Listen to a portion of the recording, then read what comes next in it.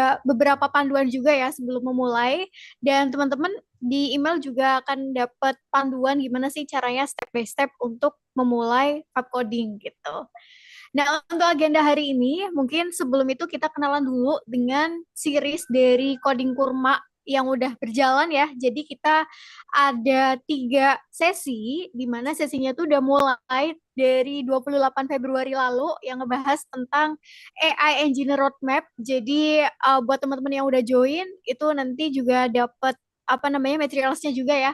Dan ada sesi 2 udah dilakuin di 7 Maret kemarin, ini bersama Hamzah, itu ngebahas tentang practical AI automation with NetN. Nah, untuk yang hari ini sesi terakhir dari Coding Kurma Series itu belajar tentang vibe coding bersama aku. Dan untuk peraturannya atau rules-nya selama webinar hari ini, teman-teman dimohon untuk kondusif selama sesinya berlangsung. Boleh di-mute terlebih dahulu selama pemaparan materi, pun nanti akan ada sesi Q&A di akhir. Jadi nanti pas Q&A itu teman-teman juga boleh bertanya nanti lewat Slido, atau bisa juga bertanya lewat kolom chat.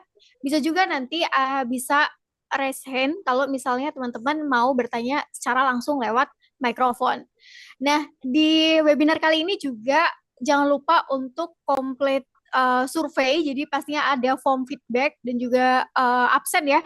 Nanti teman-teman boleh isi untuk klaim sertifikat dan juga scholarship benefit dari Ruang Guru Engineering Academy.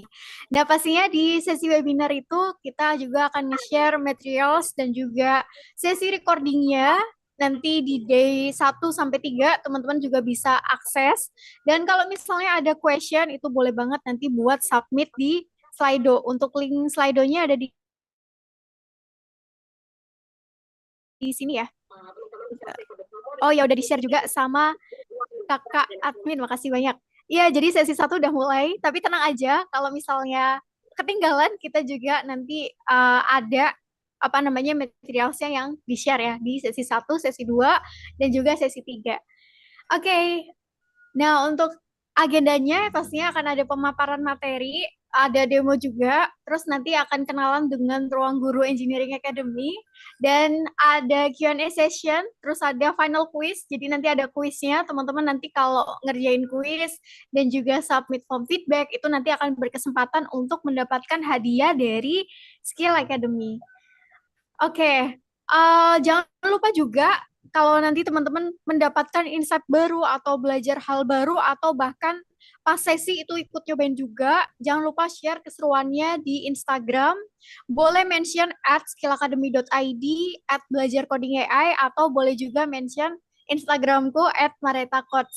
Dan boleh juga nambahin hashtag coding kurma atau AI for everyone supaya teman-teman yang lain itu bisa tahu nih, oh aku udah belajar apa hari ini, oh aku habis bikin apa hari ini. Nah itu bisa di-share juga ya keseruannya.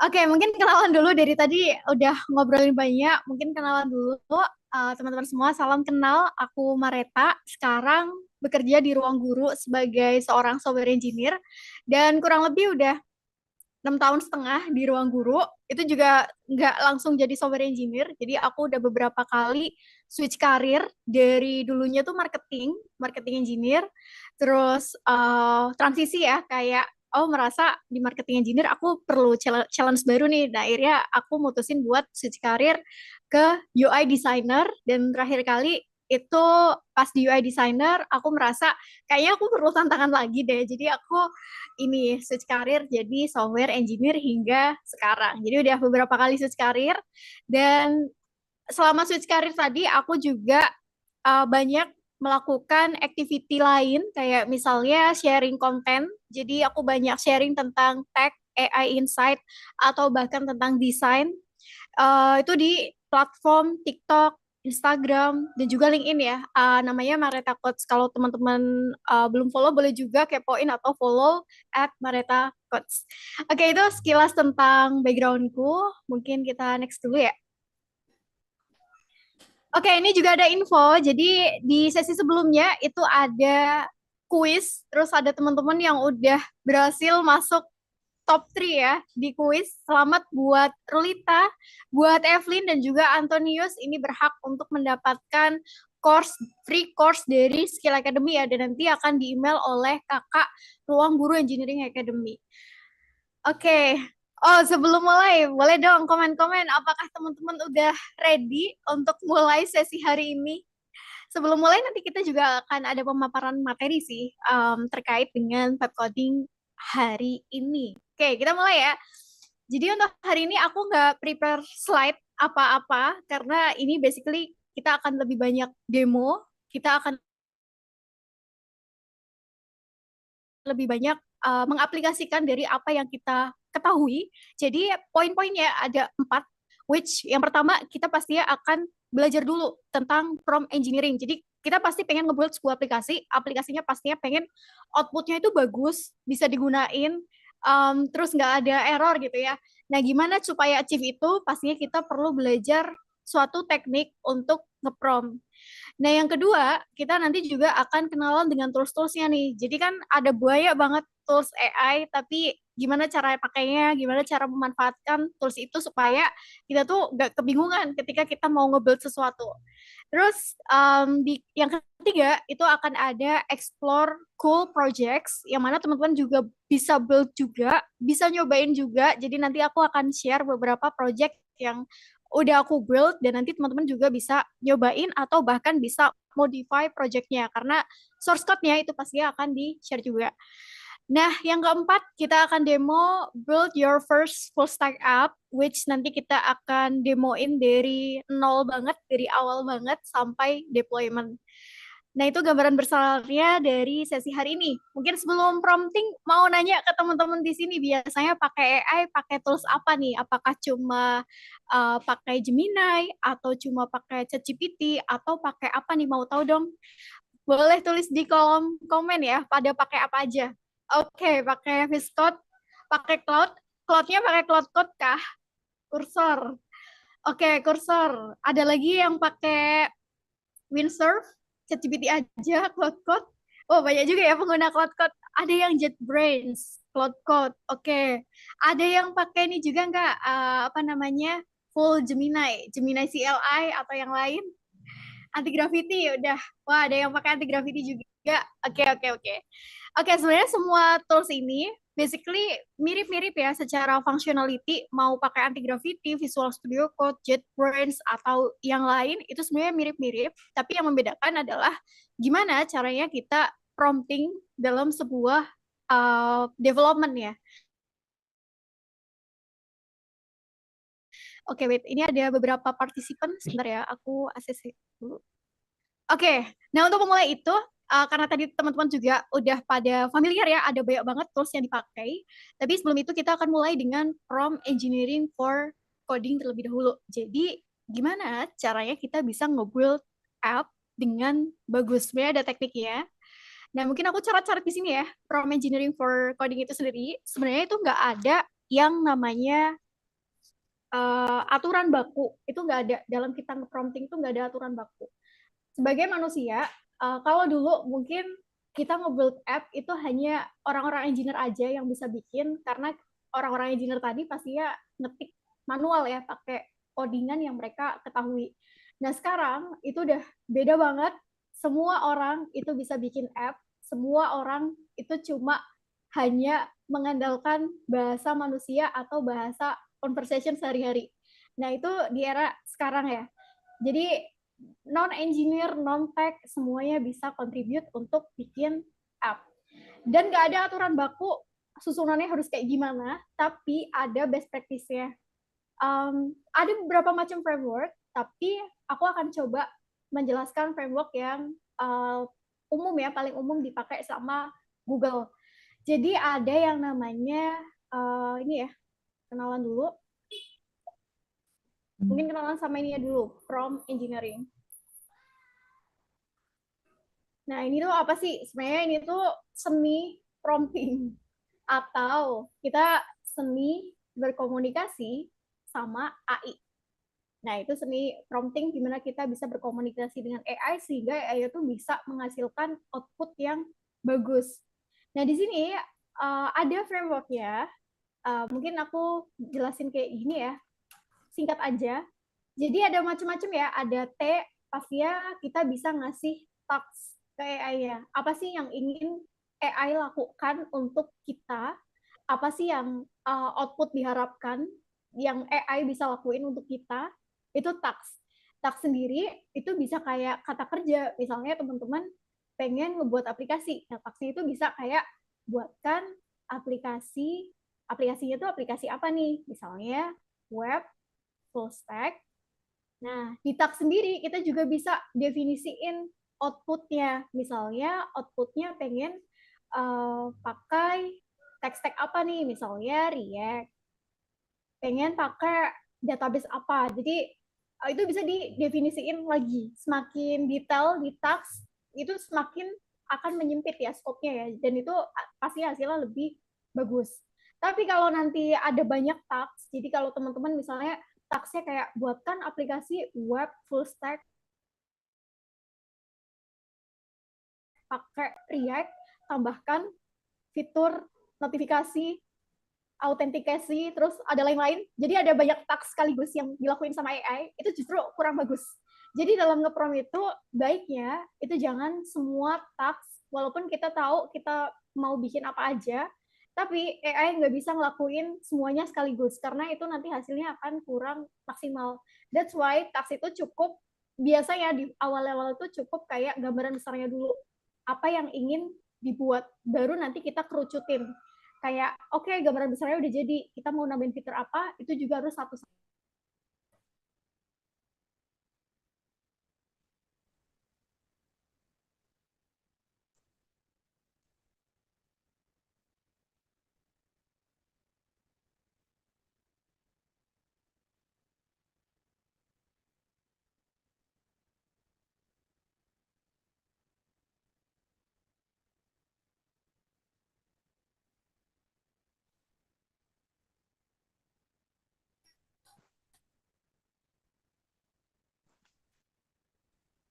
Oke okay, sorry ternyata terputus ya, sempat terputus, izin share screen ulang. Terjadi kendala, izin share screen ulang tadi sampai tax ya. Jadi basically kalau teman-teman ngeprom, teman-teman pasti punya ide apa yang ingin dilakuin sama AI ya. Tapi pastikan promnya itu jangan terlalu kompleks karena kalau terlalu kompleks, terlalu banyak task, kayak ibaratnya kayak kita punya asisten, kalau asistennya itu menerima banyak task sekaligus, dia pasti akan overwhelm, dia pasti akan kayak nggak maksimal kinerjanya. Makanya tasknya ini perlu disimplify terlebih dahulu gitu. Oke, berikutnya itu ada yang namanya konteks. Jadi konteks ini apa? Konteks itu kayak semisal teman-teman mau bikin aplikasi, itu perlu dijelasin background-nya apa, problemnya apa, atau kayak misalnya goals dari aplikasi yang ingin dibuat itu apa. Itu kita perlu menceritakan juga ke AI-nya supaya AI-nya itu tahu. Atau bisa juga kita pengen ngebikin aplikasi full stack yang jadi ya, misalnya konteksnya adalah aplikasinya digunakan untuk uh, mengelola pengeluaran keuangan gitu atau mencatat transaksi keuangan. Terus kayak usernya siapa nih yang pakai? Nah ini juga bisa dijelasin di ranah konteks. Nah kalau kita udah ngasih tahu konteks ke AI ya, itu nanti bisa juga tambahin reference. Jadi reference sendiri itu kayak misalnya teman-teman pengen AI itu bisa ngelakuin maksimal atau ngasih contoh gitu ya, kayak misalnya aku pengen bikin aplikasi full stack-nya itu UI-nya seperti ini, tampilannya seperti ini. Nah, referensi ini bisa macam-macam. Bisa juga kita ngasih reference website yang udah ada atau kayak link URL gitu ya dari web yang udah ada, kayak contohnya tampilannya persis dong kayak Gojek gitu misalnya, atau tampilannya persis dong kayak.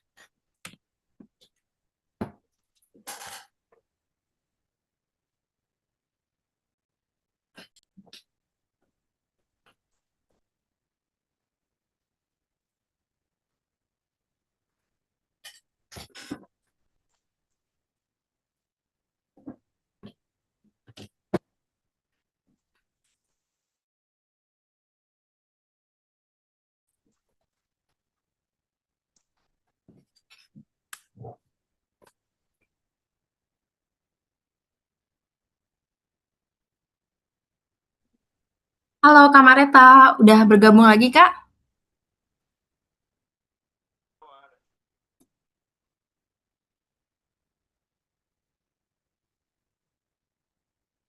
Tes, tes. Oke, sorry, sorry. Ternyata ada kendala ya. Sempat terputus. Eh, em, Sebentar ya. Mungkin kakak admin boleh jadiin aku host.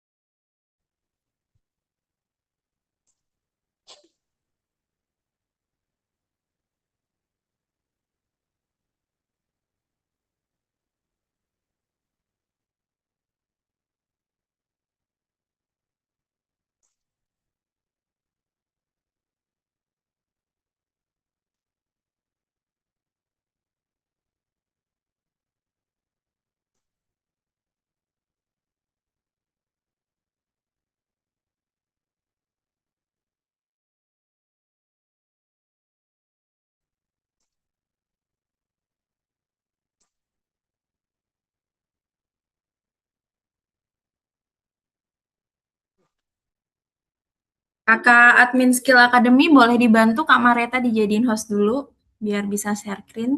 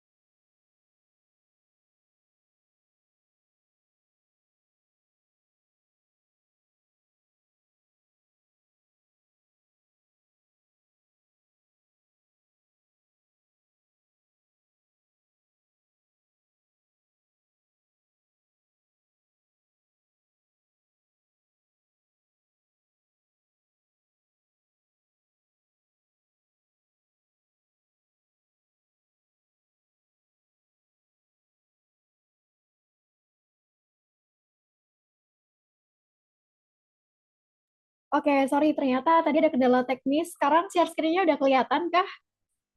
Kita lanjut lagi ya, udah aman? Mungkin aku izin off cam terlebih dahulu ya, supaya nanti lancar guys. Oke, oke. Tadi kita ada task, which task-nya itu perlu di breakdown, tapi teman-teman nggak perlu memasukkan semuanya itu jadi satu prompt, karena itu nanti akan overwhelm. Yang kedua, itu ada konteks, teman-teman perlu menceritakan juga background aplikasinya tuh goals-nya untuk apa, atau bahkan nanti end user-nya itu, user-nya akan dipakai oleh siapa aplikasinya. Dan yang ketiga itu ada reference. Reference ini kayak kita ngasih referensi kayak contoh UI-nya atau gambar tampilannya, bisa juga berupa link, bisa juga berupa contoh-contoh data, ya itu bisa dikasih reference. Mungkin ini aku contohin ya, kayak kita bisa nambahin, wait, kita bisa nambahin attachment, terus ini bisa berupa dokumentasi-dokumentasi atau table-table atau data-data lainnya. Ini disebut sebagai reference. Nah, berikutnya ini ada apa namanya? Evaluate. Jadi, tiap kali kita eksekusi satu perintah, itu kita perlu mengevaluasi gimana sih outputnya AI, apakah udah sesuai ekspektasi atau belum. Jadi ini tuh perlu sesi lihat-lihat dulu atau review-review dulu. Kalau misalnya ada part-part tertentu yang memang kurang cocok, nah ini kita masuk ke tahap iterate. Jadi di tahap ini tuh malah justru sangat penting, di mana kita akan melakukan hal-hal kecil ya, kayak perbaikan-perbaikan kecil dari output-output yang masih kurang sesuai, kayak misalnya, wah ternyata ikonnya kurang bagus nih, atau kayak sekedar, wah aku nggak pengen tampilannya berupa tabel, pengennya tampilnya berupa grid dan sebagainya. Jadi di sesi iterasi ini bisa dimanfaatkan dengan baik. Nah setelah iterasinya kayak misalnya di satu fitur itu ternyata udah selesai, itu nanti teman-teman bisa lanjut ke iterasi berikutnya, yang mana kayak melakukan task lagi, ngasih konteks lagi, atau nggak perlu konteks juga nggak apa-apa, ngasih reference lagi. Jadi itu dia siklusnya muter ya, dan itu bertahap. Nah, kalau misal teman-teman tadi ada banyak fitur yang pengen digarap gitu ya, nah itu iterasinya ya bisa kayak yang pertama, oke, bikin kayak sekedar fitur dasarnya dulu, ada create, read, edit, delete misalnya. Nah, berikutnya iterasi lagi kayak, oke, di sini ada mau bikin notification, notifikasinya apakah udah sesuai, nah ini perlu diiterasi lagi. Terus ada lagi fitur lainnya, jadi itu benar-benar stepnya, siklusnya bertahap dari atas sampai bawah. Itu konsep dari prompt engineering. Tapi sebenarnya kayak soal urutan-urutan itu nggak terlalu penting ya dalam kita nge-prompting. Tapi yang penting adalah kita tahu konsepnya, kalau ternyata prompt engineering itu perlu bertahap supaya hasilnya bisa lebih maksimal. Nah, berikutnya ada lagi tools, workflow, dan juga best practice. Gimana caranya kita bisa nge-create suatu aplikasi. Toolsnya sendiri mungkin aku pecah-pecah ya. Tools, kalau di era sekarang kan ada yang namanya kayak ini ya, kayak Gemini, ada juga kayak ChatGPT, tools-tools yang kita biasa akses di web, ada juga kayak misalnya cloud dan sebagainya. Nah, ini bisa kita akses sendiri di web dan bisa nge-create sesuatu juga. Tapi ada tools-tools yang disebut AI agent, yang mana kita sama-sama nge-prompt, tapi output-nya bisa jadi beda. Kalau output yang ada di sini, itu yang era-era generative AI ya, di mana kita nge-prompt, dia bisa ngasih output jawaban, tapi bisa jadi kita tuh nge-prompt output-nya itu kita perlu kopas manual. Nah, sekarang ada era AI agent, di mana kita sama-sama nge-prompt, tapi outputnya dia bisa ngelakuin semuanya sendiri, kayak nge-create filenya sendiri, ngedit sendiri, dia nge-delete sendiri, memutuskan sendiri, terus sampai tahap ya udah kita tinggal nyuruh-nyuruh aja, dia akan ngelakuin semuanya sendiri, dari planning sampai execution dia bisa ngerjain sendiri, bahkan sampai testing juga ya. Terus di ini tuh toolsnya apa aja nih yang AI agent ini? Jadi kalau misalnya developer ya itu biasanya pakai Cursor, Bisa juga pakai kayak apa namanya Visual Studio Code, yang mana ini bisa juga install yang namanya Copilot. Nah, bisa juga ada kayak Cloud Code, ada lagi misalnya Gemini CLI, ada lagi kayak apa namanya dari ChatGPT itu OpenAI yang CLI, ada lagi kayak sekarang yang lagi banyak dipakai orang-orang juga ada anti gravity, ada windsurf dan sebagainya. Jadi toolsnya banyak banget. Toolsnya banyak banget. Kita bisa ngelakuin banyak hal juga di dalam tools-tools ini. Nggak sekedar kayak bikin produk, bikin code, tapi bisa juga bikin kayak misalnya buat data analisis, buat banyak banget. Aku juga sering kepakai buat kayak bikin materials, bikin slide, bikin interaktif, atau bikin sesuatu yang aku sendiri kalau misalnya ngebikin itu tuh sangat butuh waktu yang sangat lama. Nah, biasanya aku pakai AI agent contohnya aku pakai anti gravity ya biasanya for daily activity ku. Nah di sini di anti gravity sendiri atau tools-tools lainnya sendiri ya itu sebenarnya dia juga punya otak ya, punya model atau otak yang bisa dipilih. Kita tuh mau pakai tools ini tuh otaknya mau pakai core yang mana gitu. Jadi ada banyak banget di balik ini ya, kayak misalnya kita pakai anti gravity. Nah, di sini tuh bisa ada yang namanya bisa pakai otaknya Gemini. Gemini-nya juga ada macam-macam. Ada Gemini Pro, ada Gemini Flash dan sebagainya. Atau bisa juga pakai yang punyanya Anthropic. Itu ada yang namanya Cloud Sonnet, ada juga yang Opus dan sebagainya. Jadi ada banyak banget model-model yang bisa kita pilih tergantung dari kebutuhan. Kalau misalnya kebutuhannya itu untuk solve problem yang kompleks dan butuh kayak itu tuh sangat sangat tinggi gitu untuk menyelesaikan itu tuh sangat rumit gitu. Nah itu teman-teman juga bisa pakai model yang paling bagus biasanya itu cloud ya, cloud Opus biasanya.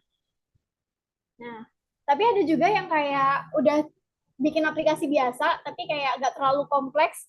Nah ini bisa juga pakai alternatif kayak Cloud Sonnet 4.6 atau bisa juga pakai Gemini Pro 3.1. Tapi kalau personal use sendiri, kalau aku sendiri biasa ya, aku lebih suka hal-hal yang relate ke logic, aplikasi dan sebagainya itu aku pakai Cloud Sonnet ya. Kalau Opus tuh agak terlalu lama buat dia nge-generate sesuatu karena dia thinkingnya tuh sangat deep banget dalam menyelesaikan suatu task yang kompleks.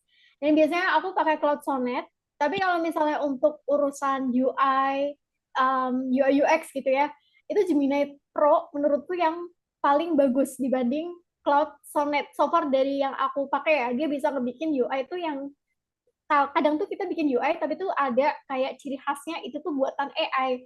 Kalau Gemini 3.1 Pro itu lebih bagus gitu hasilnya itu kayak buatan manusia. Kayak dia lebih bersih, lebih kayak apa ya, sesuai harapan lah dari yang kita kasih referensi. Biasanya Gemini 3.1 Pro buat bikin UI-nya. Kita juga bisa switch model-model ini ya kalau misalnya kita berkaitan dengan percobaan pas bikin aplikasi. Itu bisa di switch juga. Oke, itu seputar tools-nya ya. Nah, kalau workflow-nya gimana? Kalau workflow-nya, mungkin kita kenalan workflow dalam kita nge-create aplikasi pakai AI. Ini mungkin dari daily use ya, kayak misalnya idea, apa sih yang pengen kita bikin, problem apa sih yang ingin kita solve. Nah, ini urutannya. Kita pasti punya idea dulu. Bahkan di idea sendiri, kita juga bisa kayak gambarin, atau kayak kita mau bikin apa, fiturnya ada apa aja, terus kayak apa namanya usernya itu nanti yang pakai siapa dan kira-kira gambarannya flow-nya kayak apa, itu idea. Nah habis idea ini kita bisa langsung masuk ke tahap prompting ya.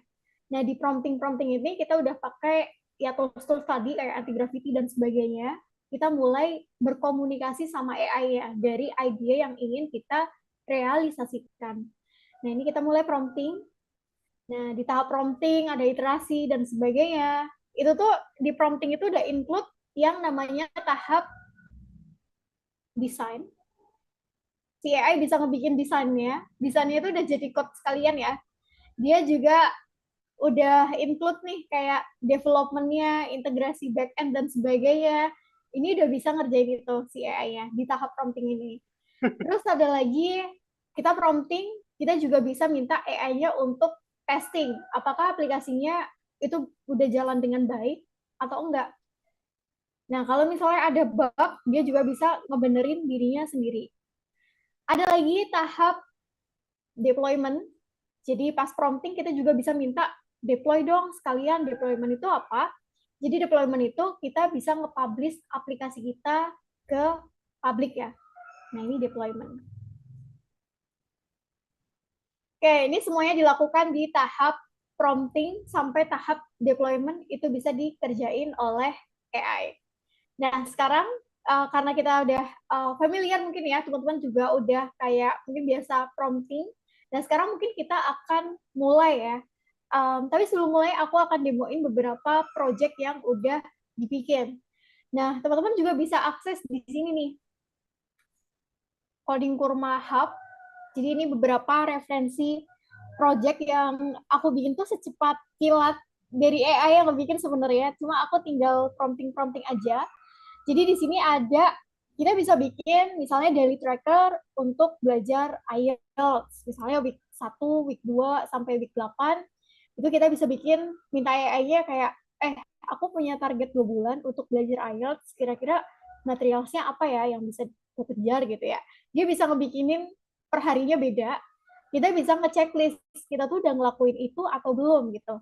Dan ini udah deploy juga ya, teman-teman nanti boleh nyobain. Dia ngebikin plan sendiri, terus bisa ngegenerate itu sendiri. Terus ada lagi, ini demo terkait Magic Safari. Jadi ini waktu itu iseng main sama ponakan ya. Jadi ponakan tuh suka eksplorasi, ini tuh bikinin permainan untuk ponakan kayak ayo kita jalan-jalan secara virtual. Nah, ini AI juga yang ngebikinin. Jadi di sini tiap kali kita jalan-jalan, kita nemu hewannya, kalau kita klik itu akan dapetin suara hewannya. Suara gajah itu seperti apa, suara harimau seperti apa. Dan ini suaranya real, beneran pakai suara hewannya itu sendiri. Dan ini asetnya mungkin ada background putihnya, tapi ini juga bisa diimprove lagi ya nanti ketika iterasi. Nah, ini salah satu contoh-contoh lainnya. Ada Magic Sketch, ada Emotion Detector. Jadi ketika kita on cam, kita ekspresikan sesuatu, itu nanti AI bisa ngedetect kita tuh lagi apa. Bahkan kayak Bubble Pop, ini permainan buat anak-anak. Dia pakai gestur, dia bisa mecahin balon. Bisa juga Magic Sketch. Magic Sketch ini kayak, oke, kita kelihatan kamera ya. Nah, kita bisa drawing. Terus bisa nebak apa yang kita drawing itu tuh gambar, dia bisa nebak itu tuh gambar apa. Ini contoh referensi-referensi, bisa juga perhitungan matematika. Ini pakai gestur juga. Ini kalau teman-teman mau nyobain, ini di sini ya. Oke, source code-nya juga pasti akan di-share. Kita lanjut, itu beberapa contoh referensi. Ada juga beberapa aplikasi-aplikasi lain yang aku sempat bikin. Itu ada apa namanya, Vibe Ramadan ya.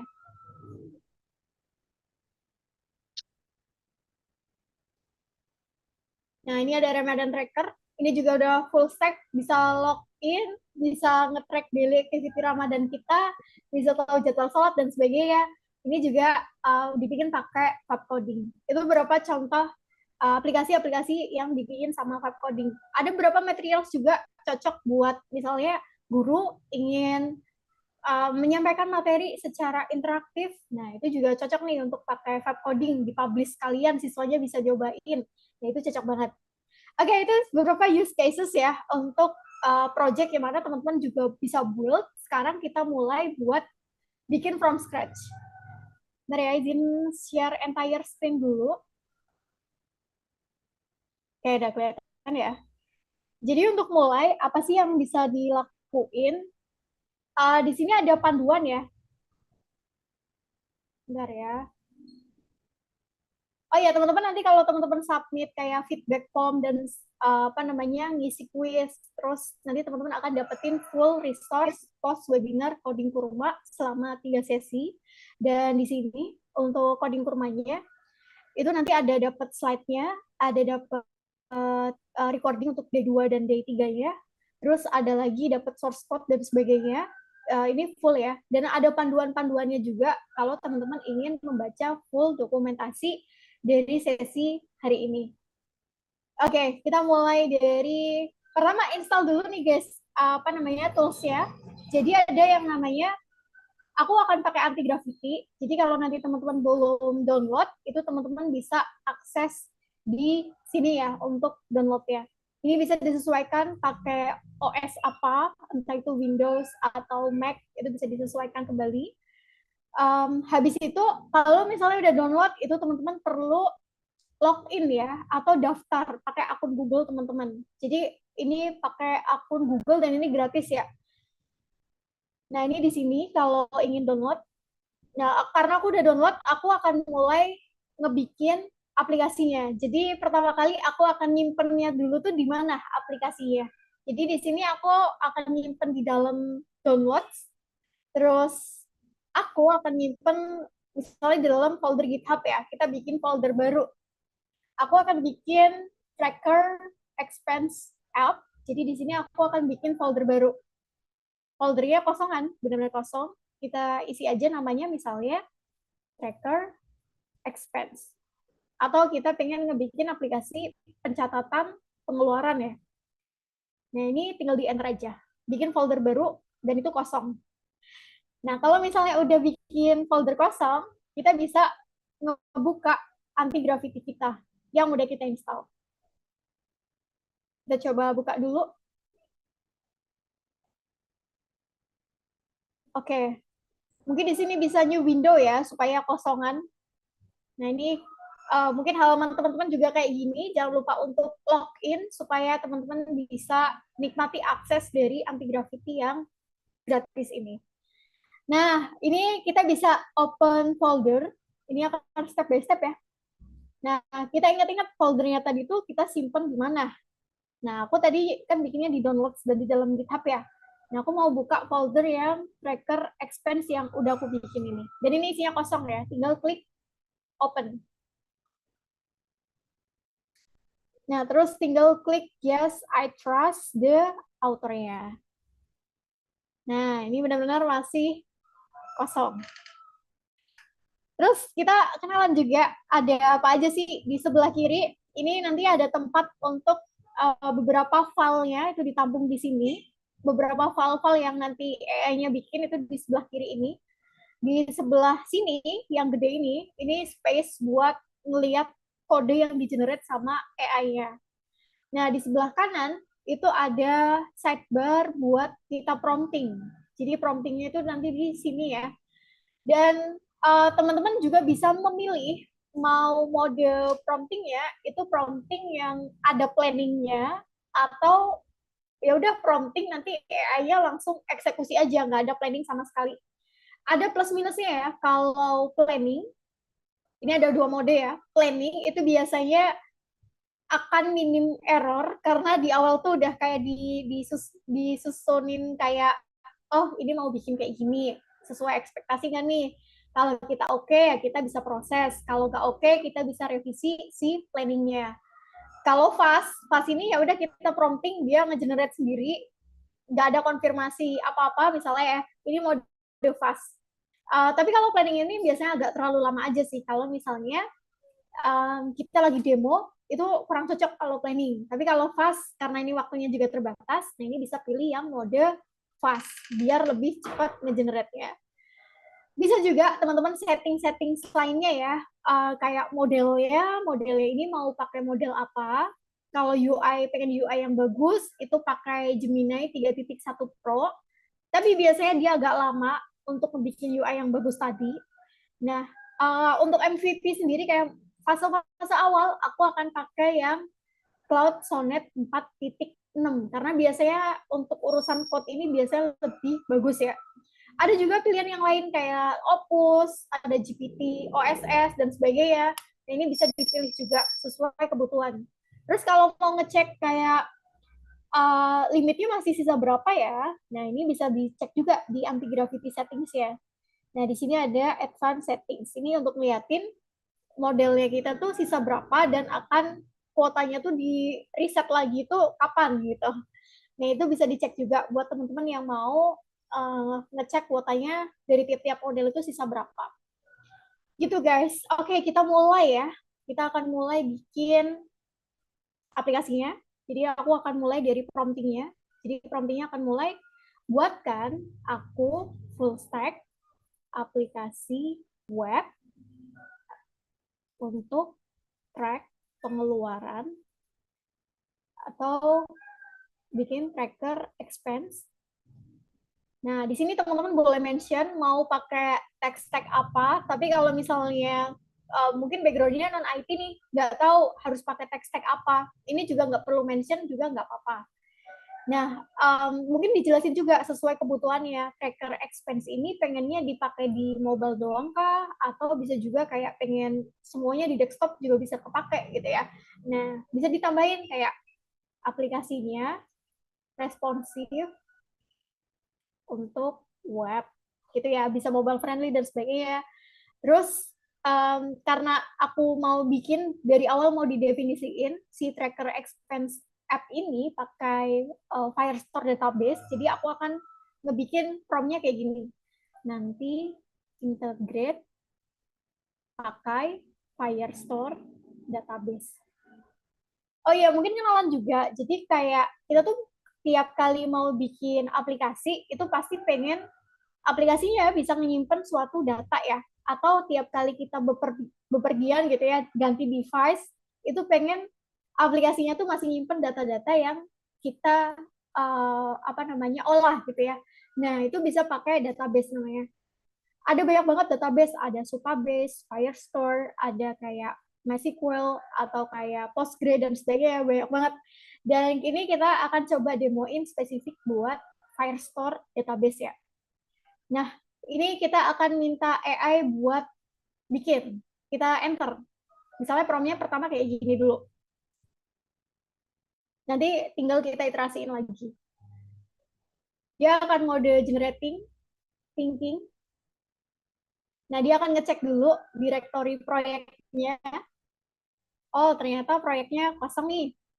Nah, dia juga, oh ya, teman-teman juga bisa nambahin skill ke AI-nya, mau ada skill apa. Kebetulan aku udah koneksiin si AI-nya ini ke, Firebase ya, sama deployment. Jadi ini bisa ditambah juga, kalau mau nambah skill itu bisa di settings, nanti bisa ditambah, mau nambahin skill apa. Nah, ini bisa dipilih ya, mau always run atau ask every time. Jadi kalau ask every time itu kita perlu ngeklik, perlu konfirmasi dari kita. Ini tuh mau dijalanin atau enggak. Nah, aku mau yang always run. Jadi itu nggak perlu konfirmasi dari kita, dia akan ngejalanin sendiri. Nah, dia mulai ngebikinin struktur projectnya pakai Vite.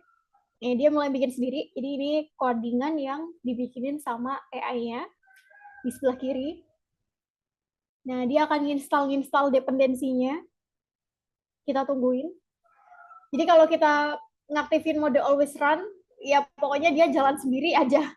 Kita hanya ngeliatin ya apa yang AI ingin buat. Dan dia juga pakai instalasi lainnya, ada Lucid React, ada nanti biasanya antara pakai Tailwind atau ShadCN, itu nanti AI-nya yang bikin ya.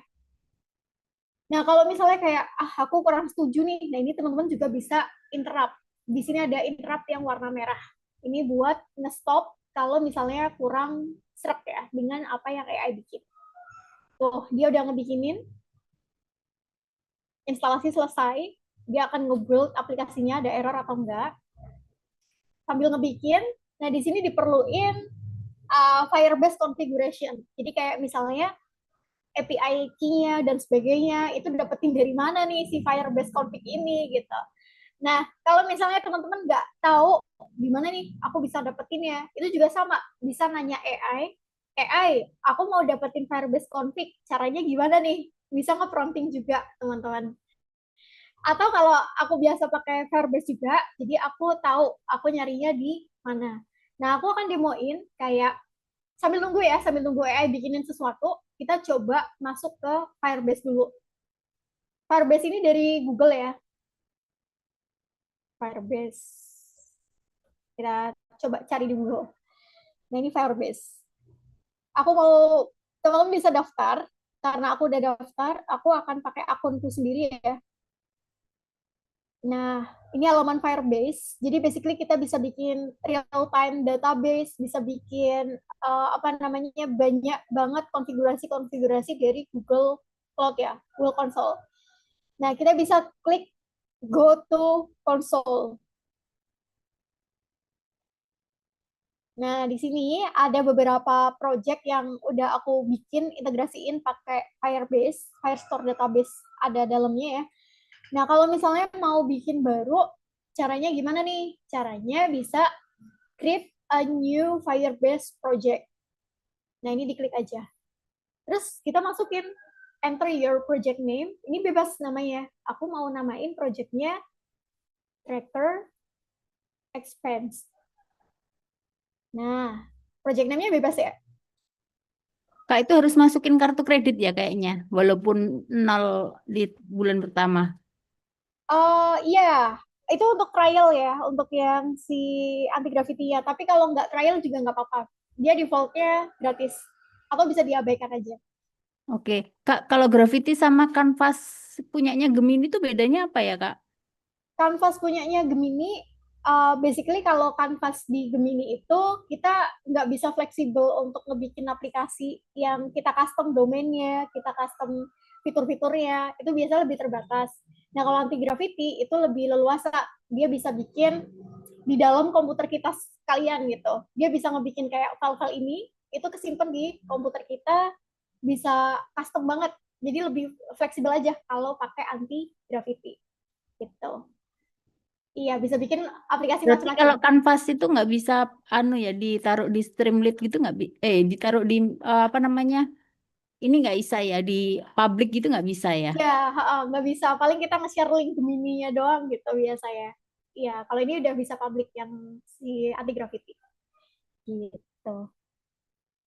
Oke, kita lanjut dulu ya untuk setupnya.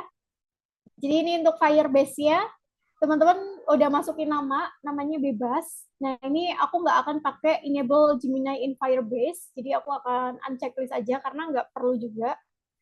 Terus ini Google Analytics aku juga nggak perlu, jadi aku cukup di disable aja ya dan create project. Kita tungguin.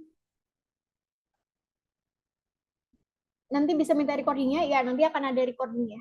Oh ya teman-teman, kalau tiap nanti ngisi post webinar atau absensi ya, itu nanti akan dapat semua resource ya, recordingnya nanti akan taruh di sini, panduan vibe codingnya juga, ini udah ada step by step yang udah disusun kayak dari awal banget, nanti akan di-share juga pastinya, langkah-langkahnya, cara nge-promnya, termasuk kayak cara deployment-nya, cara bikin setup Firebase-nya, itu semuanya udah ada di dokumentasi ini ya. Nanti kalau teman-teman isi form feedback akan dapetin semua ini dari D1, D2, D3. Gitu. Nah, ini udah ready Firebase ya. Kita klik continue.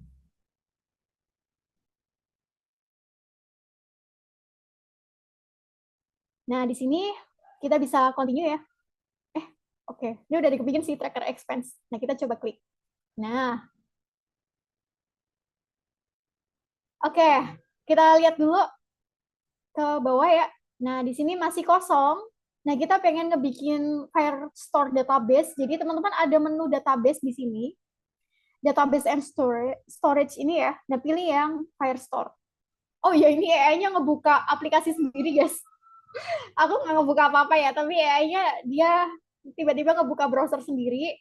Dia nampilin sendiri dan akan testing sendiri nih si AI-nya. Aku akan abaikan dulu ya. Oke, kita bikin kayak setup database-nya dulu ya, karena nanti bakal diintegrasiin juga. Jadi teman-teman tadi pilih menu database, pilih yang Firestore. Nah, kita tunggu. Nanti kita akan bikin Firestore database dari awal. Gimana cara bikinnya? Nah, ini akan create database. Terus pilih yang standard edition. Pilih lokasinya Jakarta ya. Nah, ini Jakarta. Terus next. Nah, ini bisa pilih mau start in test mode atau production mode. Aku akan production mode ya, biar nanti sekalian di deploy juga. Nah, kita akan bikin database. Tungguin. Oke, kita tunggu. Sambil tunggu, kita lihat dulu apa yang sudah AI lakuin. Dia udah testing sendiri pokoknya ya, udah ngebikin semua code-nya. Tinggal nanti kita tweak aja apa yang masih kurang sama yang AI bikinin. Nah, ini dia udah ngebikinin database-nya nih. Ini masih kosong. Tinggal kita masukin kredensial yang tadi AI butuhin gitu ya. Itu tinggal masuk ke bagian project overview. Sorry, masuk ke settings general ya. Dan teman-teman bisa pilih, karena kita base-nya adalah bikin aplikasi web, jadi nanti bisa pilih web ininya untuk bagian project settings ya. Nah, kita masukin namanya, sama dari aplikasi yang pengen kita daftarin. Namanya adalah tracker expense. Nah, tinggal kita registerin si app-nya. Kita tunggu. Oke, nah di sini udah keluar nih kayak apa namanya Firebase config yang tadi AI butuhin. Nah kita bisa copy, minta AI-nya buat bikinin environment-nya. Ini bisa pakai env gitu ya. Atau ya nanti tinggal paste aja, terus taruh AI-nya suruh integrasiin. Nah kita bisa taruh ke sini, nanti AI-nya akan bikinin. Saya akan langsung masukkan config. Nah dia akan ngedit sendiri. Nah, ini bisa allow this conversation. Nah, dia akan ngebikin env. Env ini adalah variabel ya, tempat untuk nyimpan kita data-data kayak ada yang kayak konfigurasi tadi, atau nanti kalau ada tambahan data-data lainnya, itu biasa disimpan di env. Nah, dia kayak gini, cuma ada variabel sama value aja. Itu env. Nah, dia mulai ngebikinin.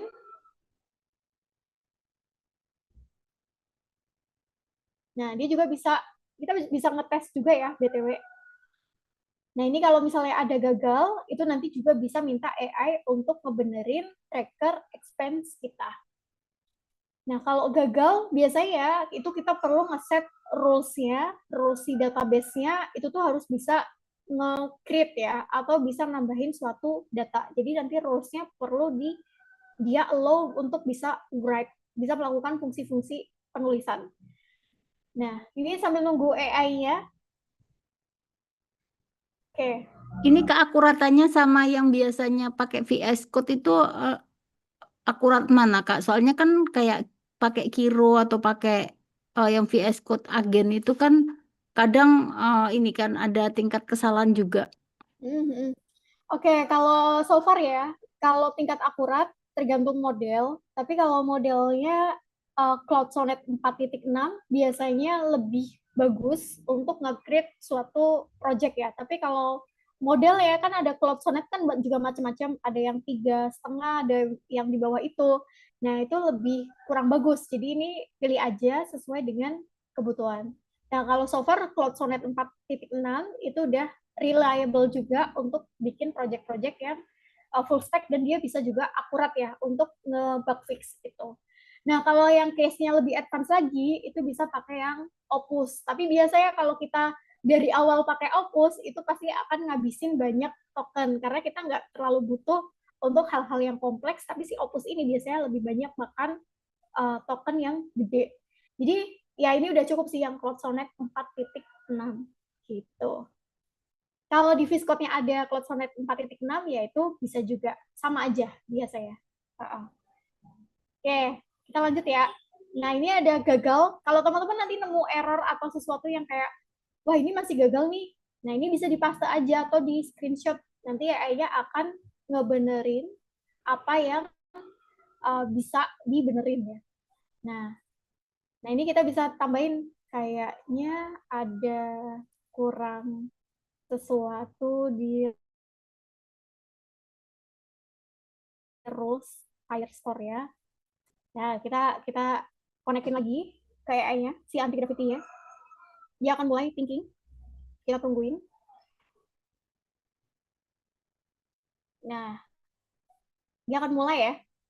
Dan sambil nunggu, ini juga ada rules-rulesnya. Nanti AI akan bikinin kayak rulesnya, tinggal kayak kita kopas aja apa sih yang AI bisa lakukan gitu ya. Pun ada referensi lainnya, kalau misalnya UI-nya aku kurang puas dengan ini, aku nggak pengen dark mode karena ini kurang bagus ya. Aku pengen UI-nya itu yang fancy. Nah, biasanya untuk referensi UI yang fancy, itu teman-teman bisa dapetin di Dribbble. Nah, di Dribbble ini sendiri, ini adalah tempat kayak portofolionya para desainer gitu ya. Kita mau nyari tracker expense. Nah, di sini akan ada desain-desain fancy yang bisa kita contohin ke AI-nya. Ini loh, aku mau bikin desain yang misalnya kayak gini. Nah, ini referensi-referensi desain ini bisa bikinin semirip mungkin gitu ya. Atau kalau misalnya mau bikinin, aku pengen tracker expense-nya kayak gini nih.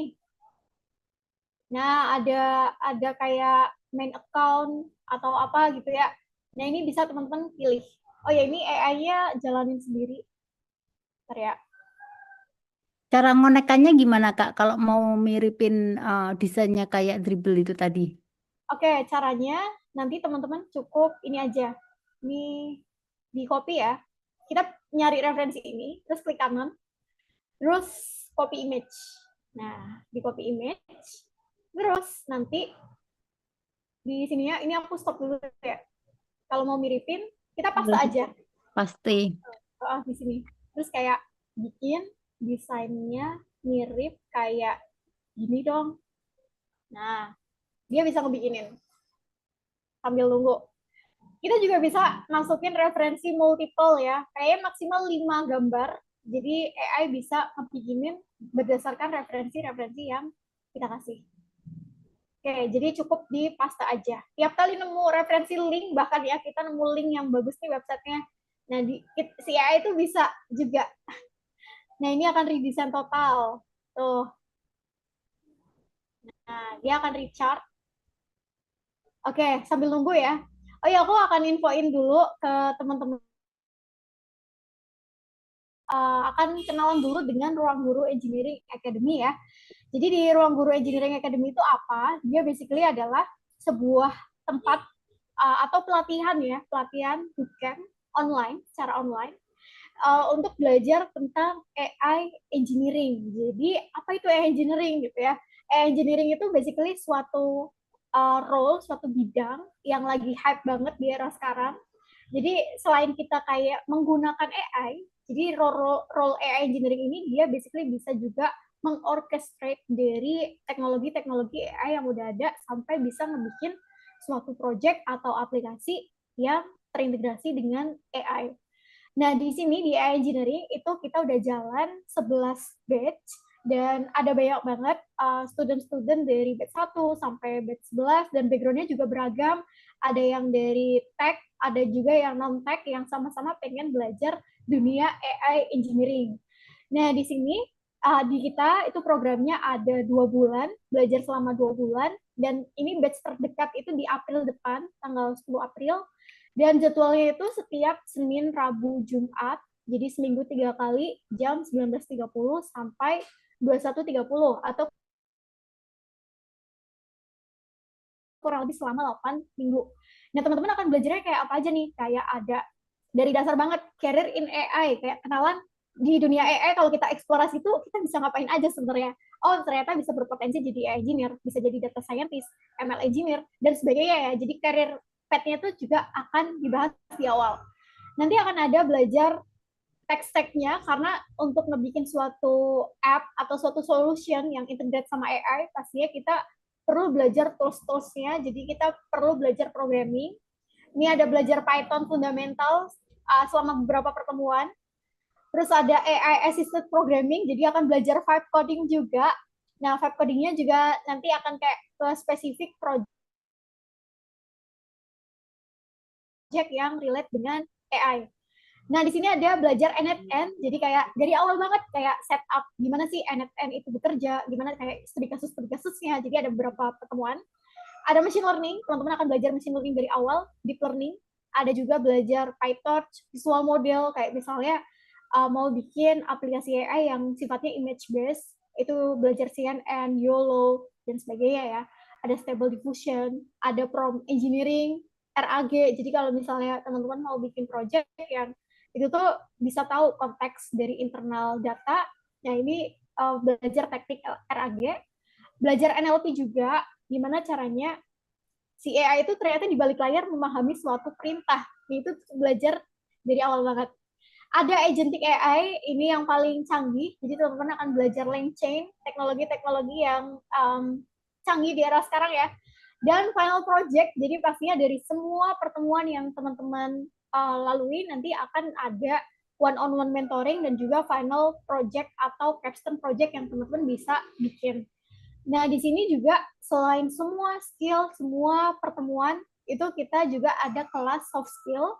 Kelas soft skill ini merupakan salah satu bentuk dari persiapan karir ya. Jadi kayak gimana nih cara kita crafting CV secara best practice. Gimana nih cara kita menyiapkan interview, apa yang harus kita lakuin, gimana strateginya, terus kayak sampai tahap portofolio atau presentation ya, gimana caranya kita bisa mempresentasikan project-project atau portofolio yang kita bikin ke stakeholders. Jadi ini benar-benar soft skill ini sangat membantu untuk career preparation ketika teman-teman mau berkarir sebagai AI engineer. Nah, untuk mentornya, kita ada beberapa mentor, ada dari background-nya data scientist, terus switch ke dosen, ada juga yang machine learning engineer, ada juga Mas Levi, VP of Engineering, ada juga yang background-nya software engineer dan experience di NFN. Jadi background-nya itu sangat cocok di berbagai industri ya. Untuk portofolio, kalau teman-teman ingin melihat kayak apa sih portofolio engineering yang udah student kerjain, nah ini bisa juga dicobain di halaman ini ya. Oh, biaya atau price list-nya, untuk biaya bisa dilihat di bawah ya. Jadi, untuk program selama 8 minggu tadi, mulai belajar dari awal, kita sebenarnya ada 2 program. Ada yang background-nya mungkin software engineer atau yang udah punya technical knowledge gitu ya. Jadi ada program AI engineering aja, dan ada program AI engineering plus extra Python. Dan ini tuh direkomendasikan buat teman-teman yang belum punya background coding, tapi sangat antusias buat belajar AI engineering. Ini juga available buat teman-teman yang non-IT ya. Dan pertemuannya pastinya akan lebih banyak. Untuk yang extra Python ini ya, ada 29 sesi. Kalau yang engineering biasa aja tuh cuma 21 sesi, karena memang nggak ada pendalaman Python-nya yang sedalam AI engineering extra Python ya. Jadi ini dari 5 juta, itu jadi 4 juta. Ada program khusus mahasiswa juga, bagi teman-teman yang masih mahasiswa atau yang memiliki KTM, itu ada potongan harga khusus mahasiswa. Ini juga sama untuk extra Python-nya, itu ada harga khusus mahasiswa. Nah, khusus teman-teman yang join webinar hari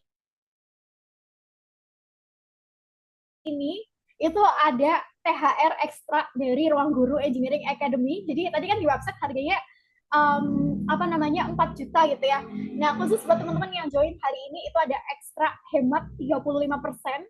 Bisa klaim juga vouchernya, khusus buat teman-teman webinar coding kurma, itu nanti harganya jadi 3.250.000.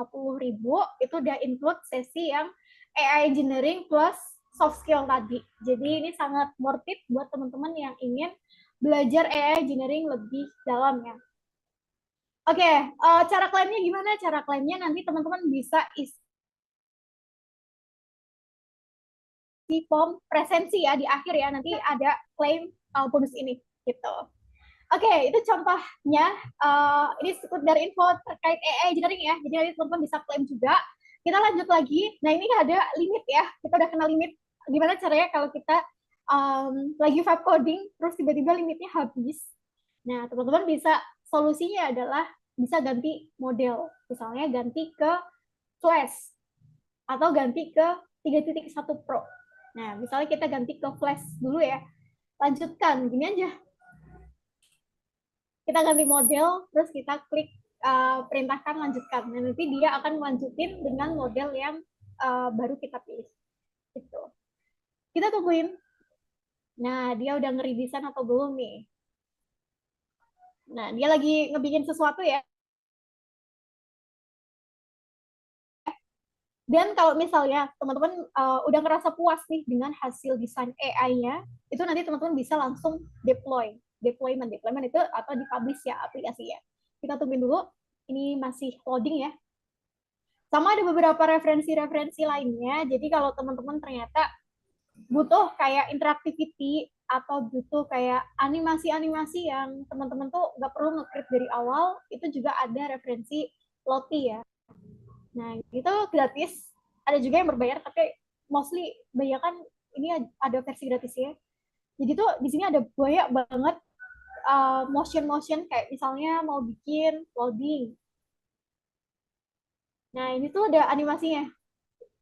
Ini teman-teman bisa pakai untuk aplikasi teman-teman supaya lebih eye-catching buat usernya ya. Ini ada dari Lottie. Ini nggak perlu nge-build dari awal ya. Ada juga kalau misalnya mau nyari misalnya buat game, enggak, buat sukses ya, kayak misalnya user ngisi sesuatu terus sukses. Nah, ini ada animasi-animasi ya. Ini referensi aja ya kalau mau nambah interactivity di websitenya atau aplikasinya teman-teman. Oke. Nah, ini dia lagi nungguin ya, sambil nunggu. Nah, ini aplikasinya ternyata udah kayak gini. Udah jadi, tinggal ini masih ada error, tinggal nanti kita minta benerin AI-nya. Nah, ini udah full kayak yang tadi ya, persis yang ada di Dribble. Oke, ini juga pastinya mobile friendly karena ini mobile first juga. Nah, ini teman-teman bisa langsung kita screenshot dulu ya errornya.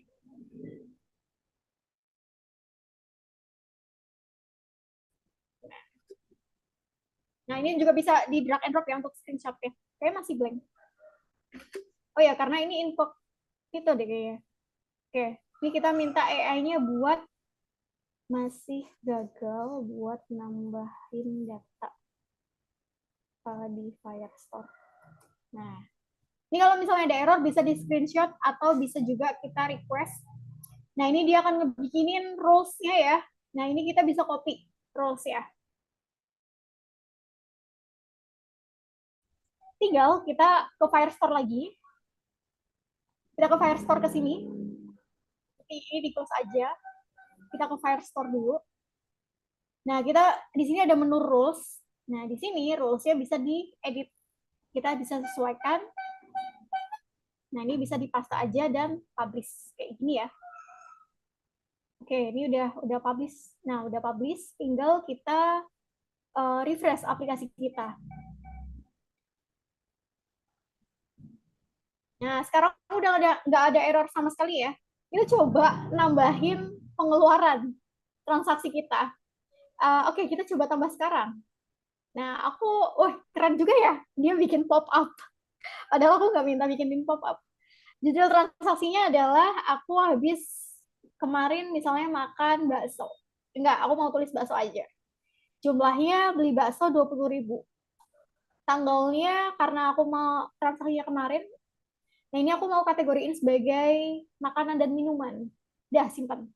Bisa nggak nih? Wow, ternyata bisa, guys. Nah, ini pengeluarannya 20.000. Nah, kita coba lihat lagi. Kalau kita refresh, datanya hilang nggak nih? Ternyata nggak hilang ya. Terus, ini juga ada ringkasan. Oh, ternyata total pengeluaran kita ini ada satu transaksi 20.000. Ada laporan juga. Aku nggak tahu laporannya udah dibikin atau belum. Kayaknya belum ya. Tapi nanti bisa minta AI-nya buat bikin monthly report buat diri kita. Mau dikirim email, mau sebagainya. Ini juga bisa diintegrasiin ke automation-nya.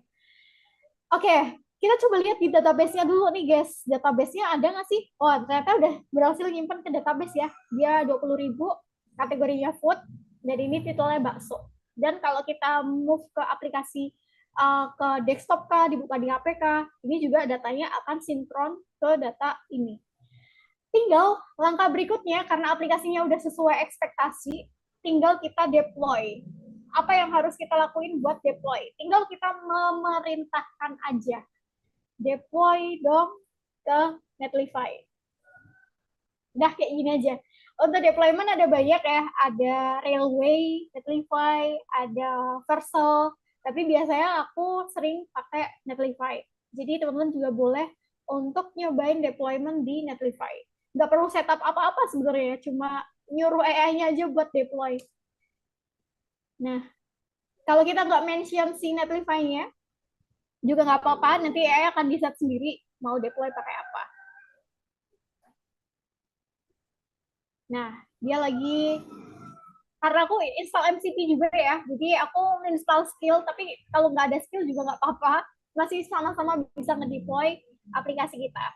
Tinggal kita suruh-suruh aja AI ya.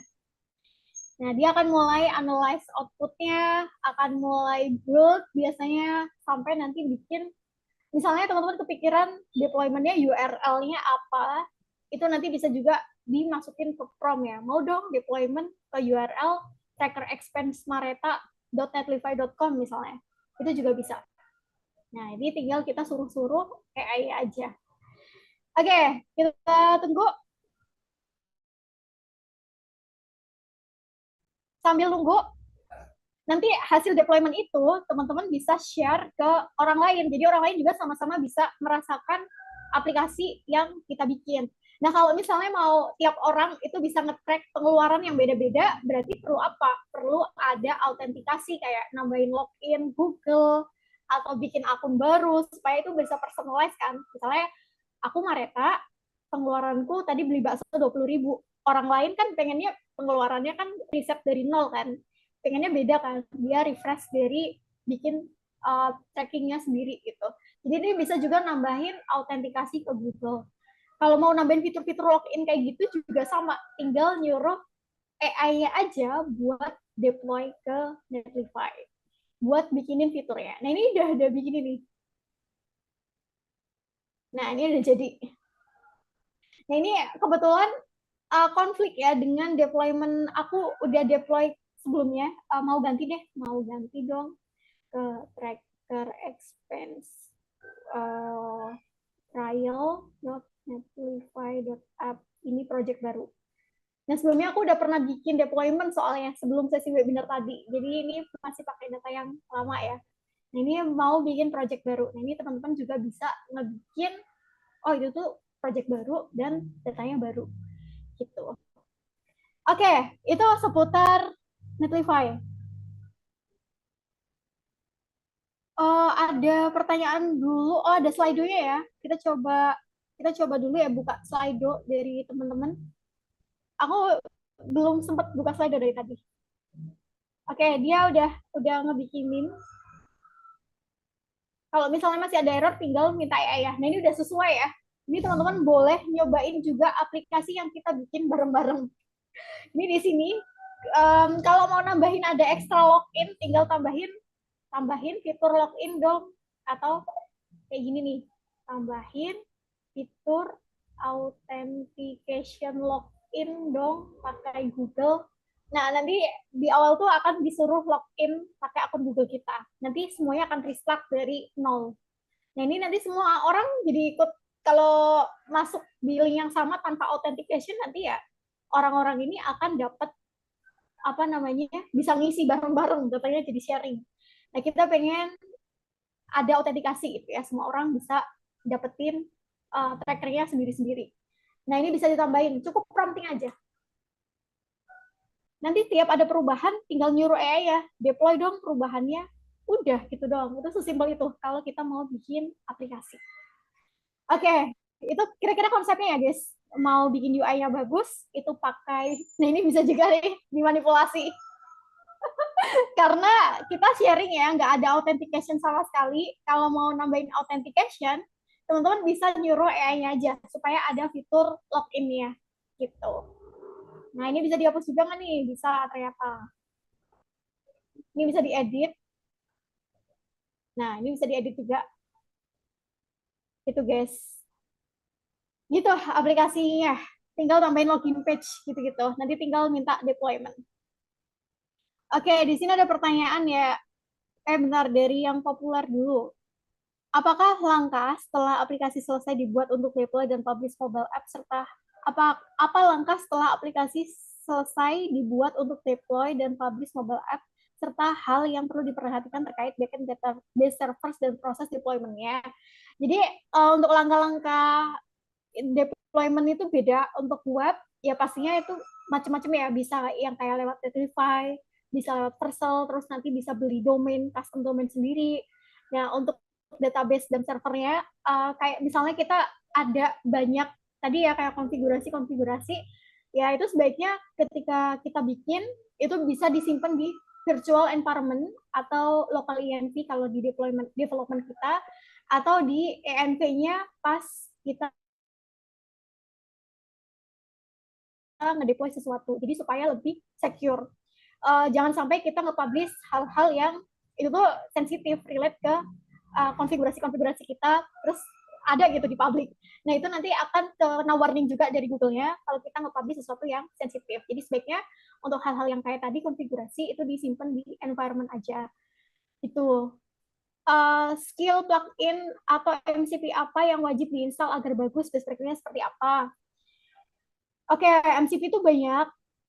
Nah, kita bisa nambahin skill ya. Itu di sini ya.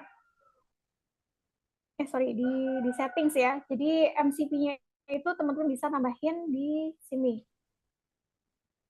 Di customization. Tuh error.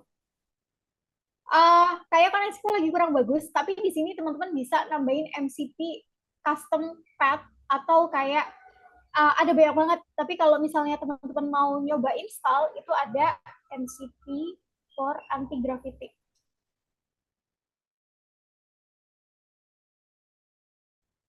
Nah, di sini sebenarnya ada list-listnya, ada apa aja. Ada BigQuery, ada Looker, ada GitHub, Firebase, Heroku, dan sebagainya. Ini dipakai aja sesuai kebutuhan. Kalau emang butuhnya misalnya database buat Firestore, ya udah install. Butuh buat Netlify, ya udah install. PayPal dan sebagainya, ada banyak banget MCP yang support. Kalau aku sendiri, aku sesuai kebutuhan. Nah, ini good news-nya adalah MCP Google itu udah support dengan Figma Dev Mode. Jadi desain yang ada di Figma itu bisa sama persis diimplementasikan jadi codingan yang kita mau.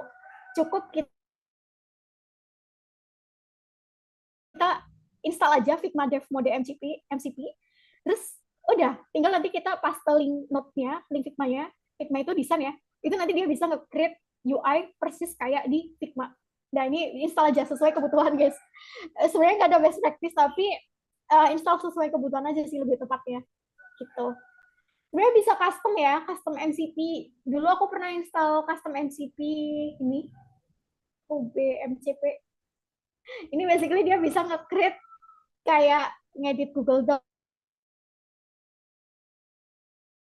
banget Ruby MCP ini. Ya bisa dicobain juga, bisa dipakai di cloud juga. Cara mengaktifkan auto approve gimana? Karena terlalu banyak yang minta approve.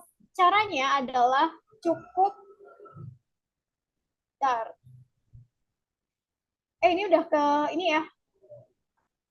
Bentar. Caranya nanti ketika ada minta approve itu diklik aja. Diklik kayak always allow di bagian kayak pokoknya di sini ada bagian kayak yang bisa diklik kayak mau approve sekali. Nah, ini pilih yang always run aja. Nanti dia akan run terus, nggak akan minta approval lagi. Nah, itu aktifin aja, always run. Itu ya. Bagaimana cara bug fix dan make sure security yang aman setelah berhasil bikin web app?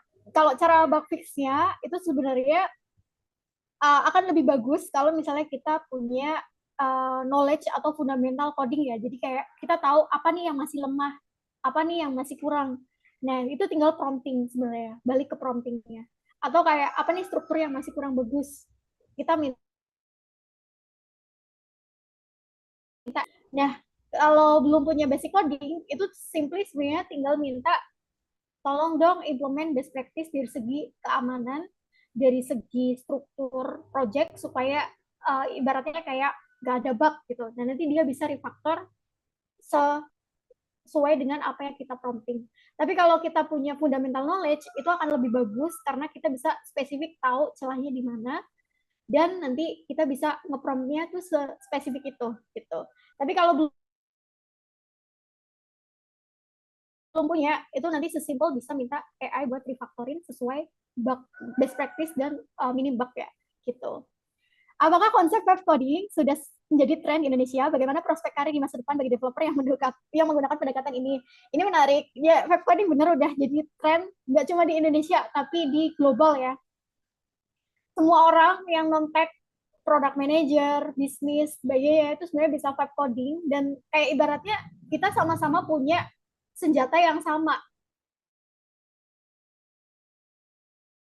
Jadi aku engineer, aku juga bisa vibe coding, teman-teman yang lain yang non-engineer juga bisa melakukan bikin aplikasi yang sama. Nah, cuma bedanya adalah prospek karir ya, sebenarnya sekarang udah, demand-nya udah mulai turun, kayak software engineer, front-end engineer, dan sebagainya itu udah mulai turun. Nggak se-hype kayak dulu lagi, jadi nggak terlalu spesial malahan. Justru yang lagi hype adalah AI engineering, ML engineer, data scientist, itu lagi hype banget di era sekarang ya. Kalau untuk software engineering developer itu sebenarnya demand-nya lagi turun. Tapi apa yang bisa kita lakukan sebagai software engineer adalah kita nggak cuma kontribusi coding doang, kita bisa melakukan impact yang lainnya. Tentunya ya dengan memanfaatkan vibe coding ini. Nah, simple kayak cerita yang aku pernah share juga di LinkedIn. Jadi yang aku lakuin sekarang adalah meskipun roleku software engineer, aku bisa ngelakuin hal atau hal-hal impactful lainnya. Contohnya apa nih? Contohnya di sini teman-teman bisa ngelakuin kayak ini ya, bikin fitur atau simply kayak kita punya tim, kita pengen tim member kita tuh sama-sama bisa produktif, bisa lakuin activity yang lebih high impact juga. Nah, kita bisa solve problem yang terjadi di tim itu. Apa nih, kayak misalnya timnya butuh automation, berarti software engineer perlu upgrade skill, belajar automation. Software engineer perlu belajar upgrade skill buat problem solving yang lebih ke bisnis impact atau sebagainya gitu ya. Jadi nge-solve hal-hal yang ada di tim, mulai dari hal kecil sampai hal gede. Atau impactful lainnya adalah dengan vibe coding aku bisa contribute ke education. Misalnya yang dulunya bikin kayak materi yang interaktif itu sangat lama dan kayak nggak memungkinkan juga untuk bikin interaktif yang customized. Nah sekarang tuh jauh lebih mudah. Mau bikin ada mau jelasin interaksi kimia, ada tumbukan, mau dibikin secara interaktif, ya udah ini bisa di solve dengan vibe coding. Kita bisa bikin platformnya. Mau bikin two-way interaktif ya bisa juga. Jadi ini bisa dimanfaatkan dengan AI.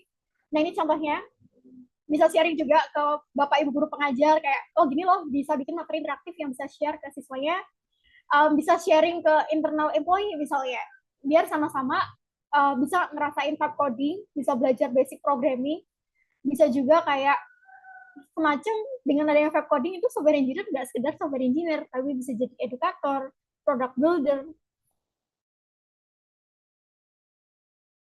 Bisa juga kalau kita impactful ke education ya jadi curriculum designer, problem solver, filmmaker, automation, bisa juga full stack. Itu kita bisa jadi full stack of everything sebenarnya. Jadi role-nya nggak sebatas coding doang ya guys. Itu untuk yang sekarang trennya. Itu guys. Oke, ini banyak banget pertanyaan-pertanyaannya. Oke, waktunya sebenarnya udah habis. Tapi nanti semua pertanyaan yang belum terjawab itu nanti akan aku jawab di ini ya, di docs post webinar. Nanti akan aku share juga.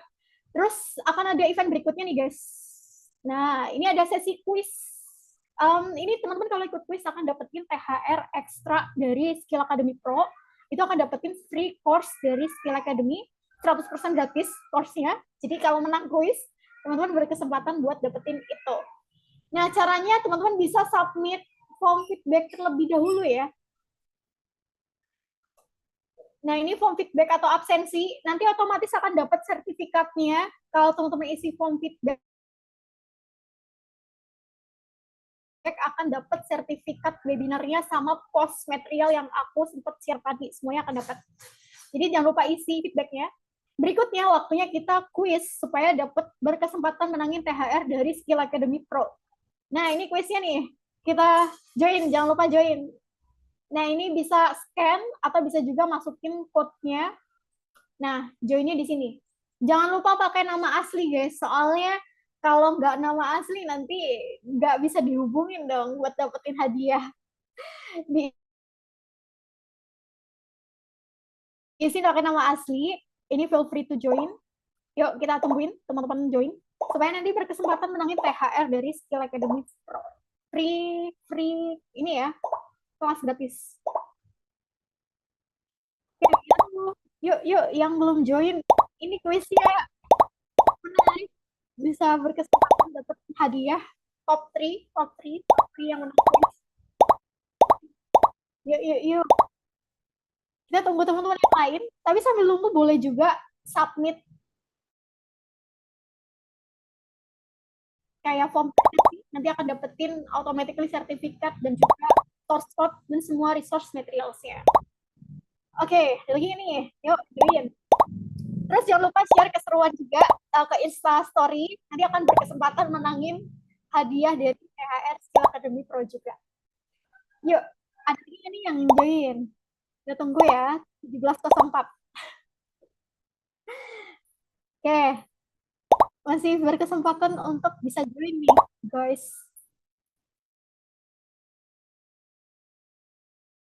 Oke, 17.04 kita mulai. 17.04 kita mulai. Ada lagi nggak nih? Oke, ada lagi? Oke, sebentar lagi kita mulai. Oh ya. 17.04, sebentar lagi. Oke, 50 orang. 1, enggak, belum 17.04. Kita tunggu sebentar lagi.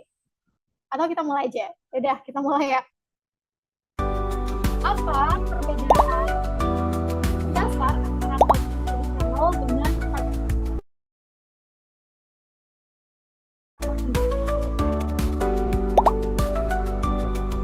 ayo, apa nih kira-kira? Agak teori ya, panjang ya. Tapi nggak apa-apa. Coba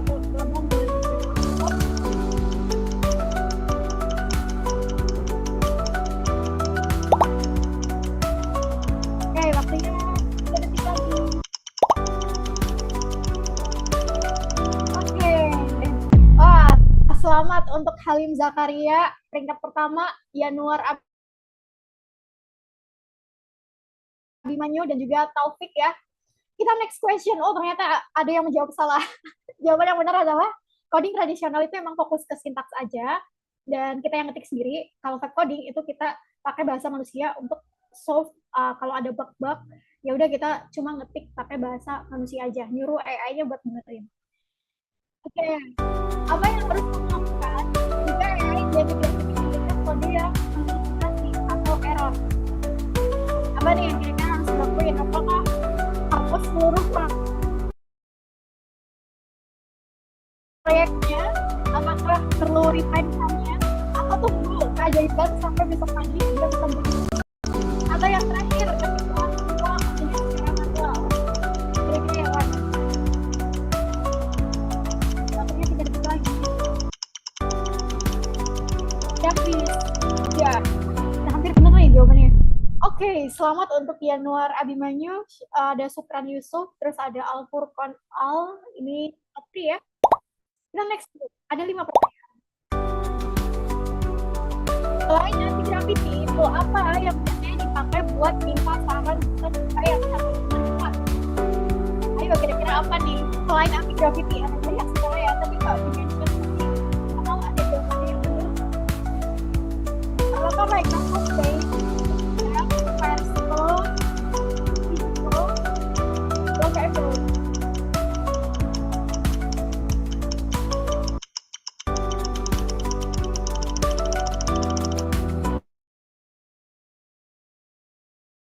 Oke, yang mana nih? Oke, jawabannya banyak yang salah, tapi ada yang benar juga. Selamat untuk Al Furqan, ada Muhammad Ridho Nurul Ihsan, dan ada Supran Yusuf.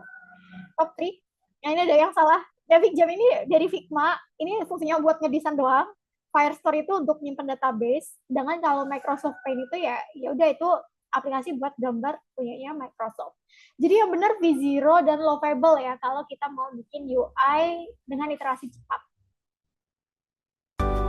Apa resiko utama dari overprompting? Memberikan terlalu banyak instruksi sekaligus.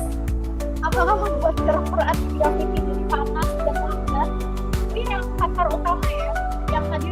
Setelah dimention katanya tax itu apa yang akan terjadi? Apakah jadi kehilangan fokus, overwhelm, apa laptopnya harus di restart? Kira-kira yang mana nih?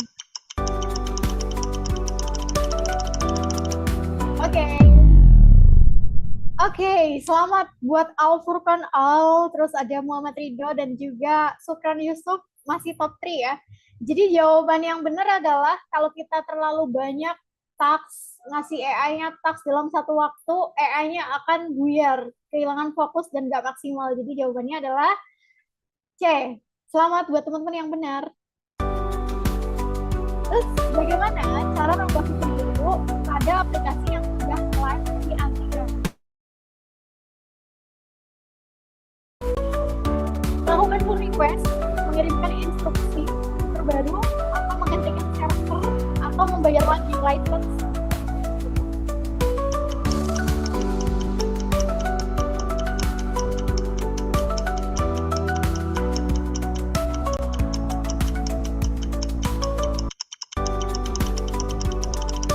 Kira-kira jawabannya yang benar apa nih?